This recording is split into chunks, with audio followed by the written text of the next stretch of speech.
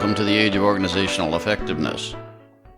This is the podcast that explores stories about organizations and their performance.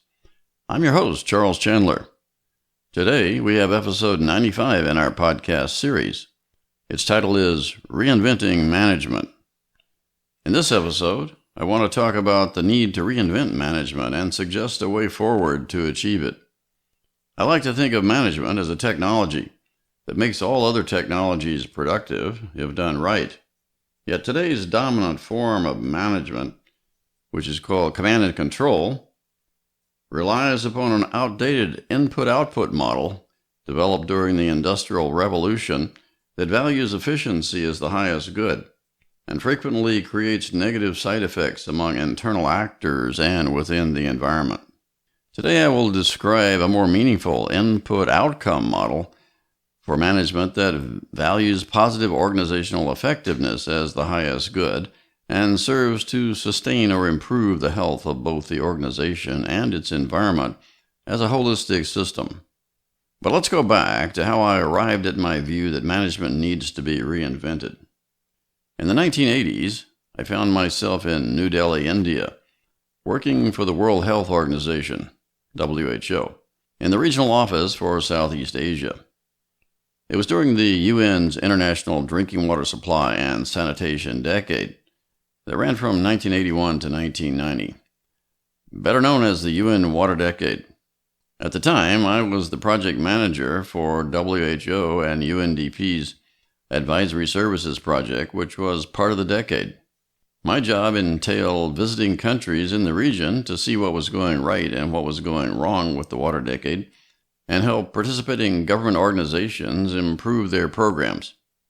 Government agencies in participating countries thought they knew what end users needed, since they had been providing water and sanitation services for decades. They said they just needed more funds to build more facilities.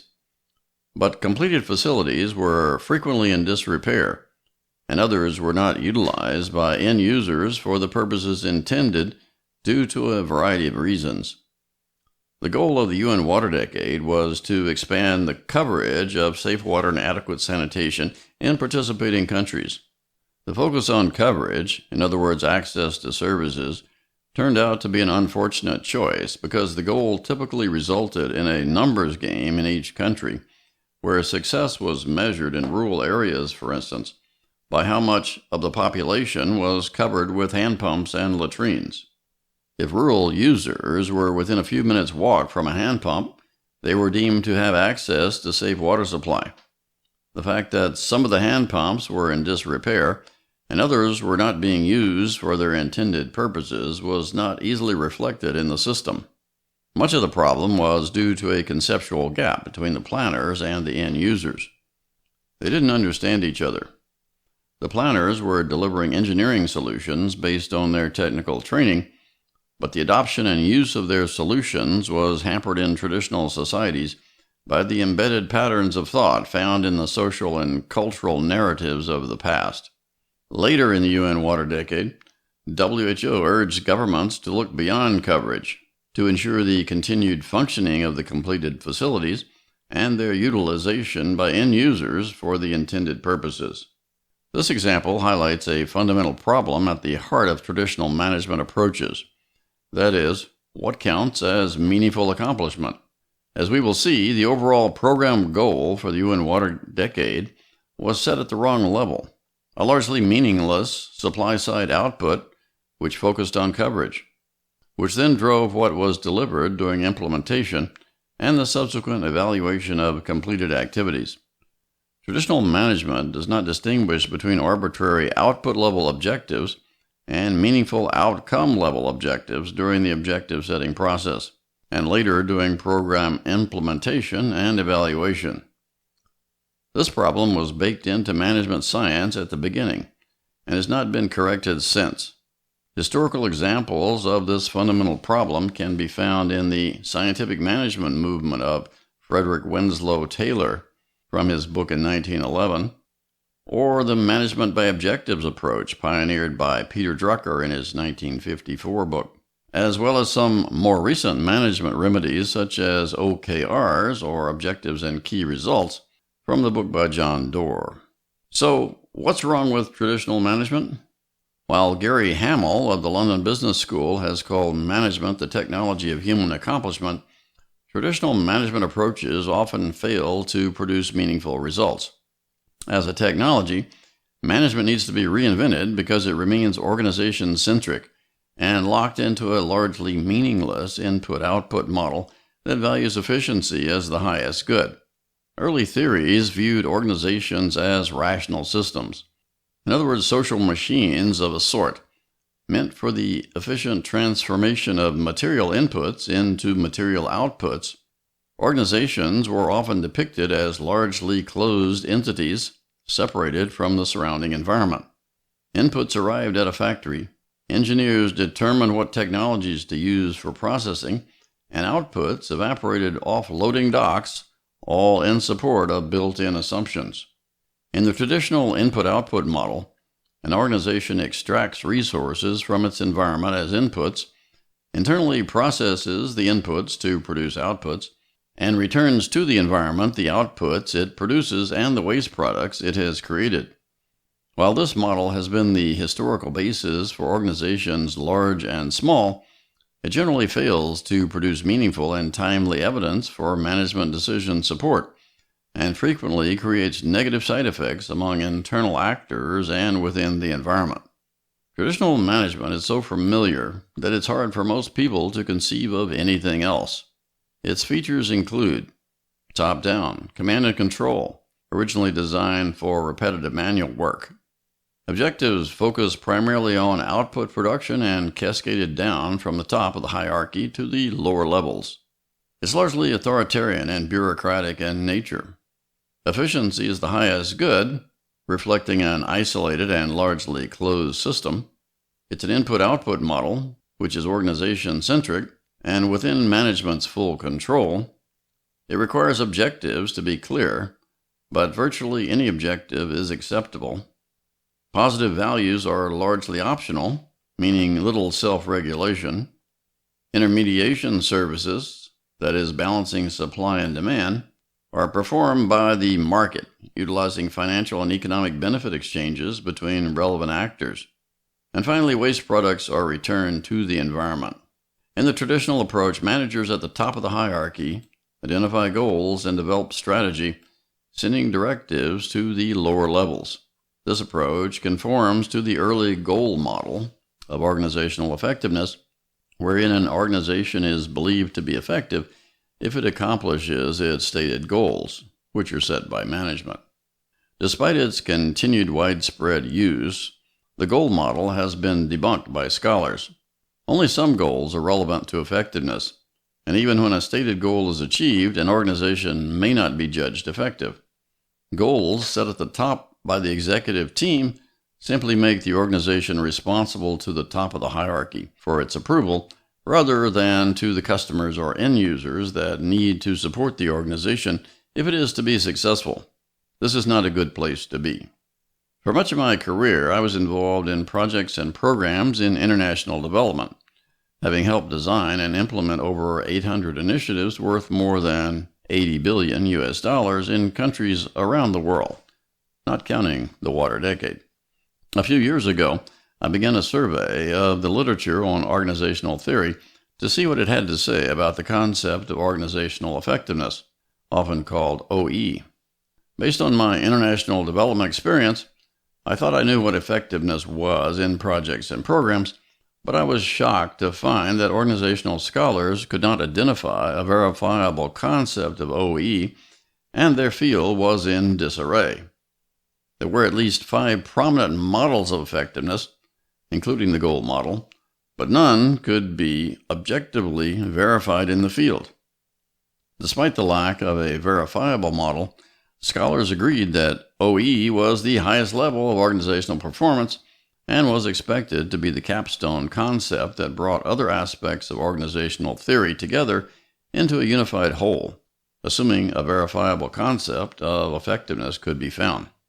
Currently, organizational effectiveness is viewed by many scholars as an enigma with characteristics of a wicked problem. The main issue continues to be how to define the concept of effectiveness, because we need to know effectiveness when we see it. R.L. Kahn wrote in 1977 that to be effective is merely to have effects. The problem is what effects accord with the concept of organizational effectiveness. For me, achieving organizational effectiveness is about managing for meaningful outcomes. That is, achieving contextual, specific effects that can be observed directly in the field to provide a relevant and favorable demand-side response. Management technology needs to put aside the traditional and largely meaningless input-output model to adopt a more meaningful input-outcome model that values organizational effectiveness as the highest good and serves to sustain or improve the health of the organization and its environment as a holistic system. This is what managing for meaningful outcomes is all about. Let me define the two terms that must work together to provide meaningful outcomes. Meaningful refers to relevant, contextual, specific effects observed in the field that can serve as markers for the types of outcomes we seek. Outcome, although a common English word, has two somewhat different meanings.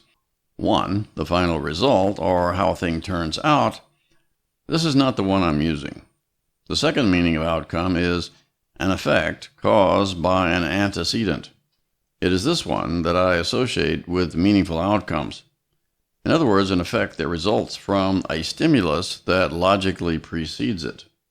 Managing for meaningful outcomes requires a more comprehensive model than the traditional input-output model that has only two levels and acts as a largely closed system. Since the late 1960s, open system theories have reconceptualized organizational boundaries as porous and problematic. In this context, consider the four-level model, including input, output, outcome, and impact levels, available from the logical framework of results-based management. It has been used in international development since the 1960s, beginning in USAID. The four levels comprise a hierarchy of goals or objectives within the model. This hierarchy was originally designed to serve temporary organizations such as projects and programs, but has been extended recently in the Outcome Focus Model, or OFM, to serve organizations more generally. While the new model uses the hierarchy of objectives from results-based management, it improves upon it by dividing supply from demand. In the new model, the supply-side input and output levels are within the control of management, while the demand-side outcome and impact levels are outside the control of management, that is, in the environment. This creates a truly open system model of organizational performance by giving meaning to both environmental context and environmental response. Managing for meaningful outcomes incorporates a demand-side test of effectiveness for an organization's offerings. For meaningful outcomes and effectiveness in temporary or permanent organizations, actors in the environment must be attracted to the organization's offerings, or outputs, then initiate the behaviors of uptake, adoption, or use, in other words, meaningful outcomes. For instance, an agricultural extension project could be judged effective only if the local farmers first adopt and use a new package of farming techniques viewed as key to project success. Without the farmer's favorable response, the results chain fails, and the project is judged ineffective. Of course, it also helps to involve the farmers initially at an early stage of project design to provide feedback on the available options. In managing for meaningful outcomes, the focus is on the outcome level because the link from outputs to outcomes is the weakest link in the results chain. If expected outcomes can be observed in the field, it means that the weakest link is effective and implies that the entire results chain is viable. The outcome level represents the immediate demand-side effects that can be observed in the field. Further along the results chain, in other words, inputs, outputs, outcomes, and finally impacts can be simply thought of as the longer-term effects that are propagated when meaningful outcomes are sustained and spread throughout the environment. Our approach is not called managing for meaningful impacts, however, because the time lag from achievement of outcomes until the appearance of impacts is too great, on the order of 5 years, to provide feedback for management decision support. In addition, it's expensive to measure impacts, and I argue that a formal impact assessment is unnecessary in most cases as long as meaningful outcomes are continually monitored and remain favorable. The achievement of meaningful outcomes is not certain because outcomes and impacts occur in the environment, outside the direct control of management, and causality can be nonlinear, unpredictable, interdependent, and intertwined at multiple levels in complex environments. Success depends upon the ability of the organization to understand the context for its service to the environment, then experiment to confirm what works now. Favorable outcomes are verified by observing emergent behaviors that are induced in the environment in response to the outputs on offer. Managing for meaningful outcomes has the following features and characteristics. First, meaningful outcomes are achieved in the environment surrounding the organization using specific behavioral markers for effectiveness. Next, the environment is assumed to be complex at the start. Thus, causality may be unpredictable and intertwined, and the results chains involve conjecture. Managing for meaningful outcomes is about inducing favorable effects in a system that's not under management control. It involves self-regulation of processes in order to uphold positive organizational values and reduce or eliminate negative side effects. Intermediation services, which balance supply and demand, are performed by the environment, including the market, utilizing a variety of benefit exchanges, such as financial and economic, social and psychological, environmental and spiritual, between the relevant actors. Adopting this new management approach requires a major cultural shift to an experimental, self-regulatory, and adaptive culture. Let's consider a real-world example of managing for meaningful outcomes, this time from a World Bank finance program that I helped design. Bird flu in Asia occurs in a complex environment, where wild migrating birds acting as the reservoir for the virus seasonally intermingle with domestic poultry to spread the disease. The goal of the World Bank Finance Program was to achieve physical separation between the domestic and wild flocks to interrupt the spread of the virus in participating countries. This is an outcome-level goal because uptake, adoption, or use of cages was expected by domestic poultry producers to achieve program success. If we visit the field during program implementation and find that cages are indeed being used for the containment of domestic flocks, separation between the domestic and wild flocks has been achieved and the intervention can be judged effective. The expected longer-term impact of the program would be that bird flu does not return, assuming the outcome level effects continue to be sustained over time. In this example, the key to success is outlining a results chain that specifies the exact behaviors that must be induced on the demand side to qualify as meaningful outcomes. Then confirmation of the expected outcomes through direct observation of the key behaviors involving cage use in the field once the outputs, that is the cages, become available. Why manage for meaningful outcomes? Well, it offers a more meaningful way to manage, supported by theory and practice. It's equivalent to managing for organizational effectiveness, which is the highest level of performance. Since effectiveness can now be verified in the field under our new model, it becomes the meta goal for every organization, and no other goals are needed at the top, as effectiveness is the highest good, both in the short term and in the long term. Meaningful outcomes observed in the field provide timely feedback for decision support, that is, for management of a portfolio of offerings. The new approach reduces or eliminates negative side effects through self-regulation, utilizing positive values, and by accepting responsibility internally for waste reprocessing.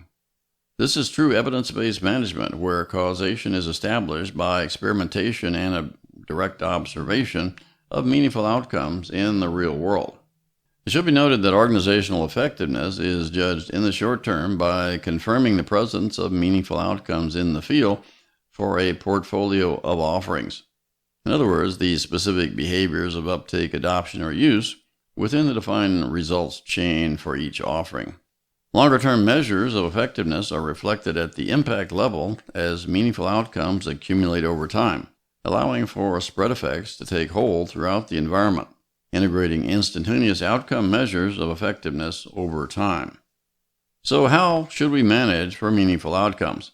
First, start with the meta goal of the organization is to be effective within its chosen environment by achieving meaningful outcomes and sustaining or improving the system as a whole. Number 2, develop a portfolio of offerings, one at a time, to serve the environment while conforming to the organization's core competencies, quality standards, and positive values. Number 3, pilot tests to verify the effectiveness of each offering on a small scale by observing the expected demand-side responses consistent with results chain hypotheses. Number 4, utilize observations of outcome-level results in the field to provide management decision support to scale up the production of successful offerings where desirable and feasible. For me, the technology involved in managing for meaningful outcomes is equivalent to the technology of management by positive organizational effectiveness that I described in my 2017 book, Become Truly Great. It should be noted that improvements in effectiveness are additive across the portfolio due to cumulative benefit exchanges, but efficiency improvements achieved in individual parts of an organization can come at the expense of the efficiency of the organization as a whole. An often quoted view among organizational consultants and practitioners is that efficiency is about doing things right, while effectiveness is about doing the right things. Peter Drucker meant this statement to refer to the effectiveness of executives, not their organizations. When it comes to organizations, efficiency experts proudly declare that efficiency is the domain of doing the right things right the first time and every time. Effectiveness, on the other hand, as discussed today, is something entirely different. It's not about doing anything within the organization. It's about achieving something outside of it, that is, meaningful outcomes. Under our new approach to management, the meta goal of every organization is the same. That is, to be effective within its environment, while sustaining or improving the system as a whole. The approach focuses the attention of the organization on its external interface, and it is encouraged to be in tune with the immediate and future needs of its environment. The focus on meaningful outcomes improves the way that the outputs are designed and delivered because internal actors come to realize that outputs are waste without the behaviors of uptake, adoption, or use associated with the achievement of meaningful outcomes.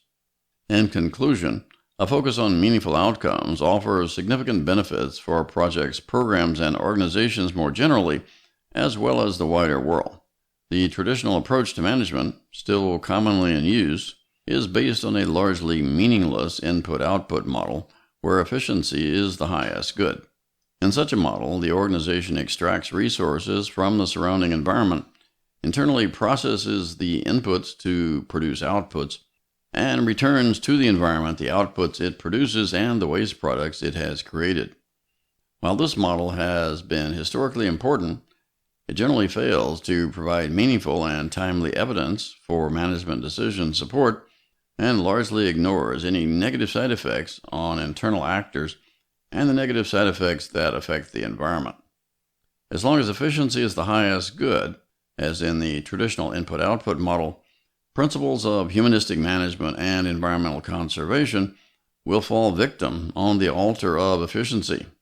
Unless changed, the traditional management model will continue to imperil the world that we live in. Going forward, management technology needs to adopt a more meaningful input-outcome model that values positive organizational effectiveness as the highest good. This would provide meaningful and timely evidence for decision support of a portfolio of offerings while sustaining or improving the health of the organization and its environment as a holistic system.